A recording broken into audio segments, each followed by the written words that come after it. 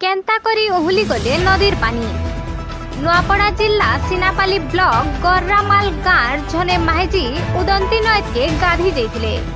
गाधला bell के गोड़ सल्ली करी नदीर धारे भासी जाइथिले। माहेजी झनक निजके बचाबार लगी गुगेइथिले। पाखर खेते काम कला केते जन लोग दमकल के खबर देइथिले। गाधुआ घाटू 3 किलोमीटर दूर तक ओहुली जाइथिबार जना पड़िछे। दमकल वाले पहुंची करी बचैथिले ताहाकू। माहेजी झनकर गर्रामाल गाँव नमिता साहू बोली जना पड़छन। नुआपड़ानु विश्वचंदन माझी लोककर खबर। आज्ञा FM 680 सिनापाली दम केन्द्र कार्यरत अच्छी तेजराज नियार।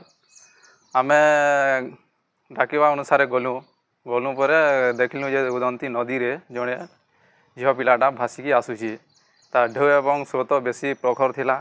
तापर आम जी देखलु काल विलंब न करी मु ताकू डेली डेईकी जाइकी लाइफ बॉय साहाय्य मु ताकू धरली। धरला पर आम स्टाफ सह ताकू उद्धार कलु।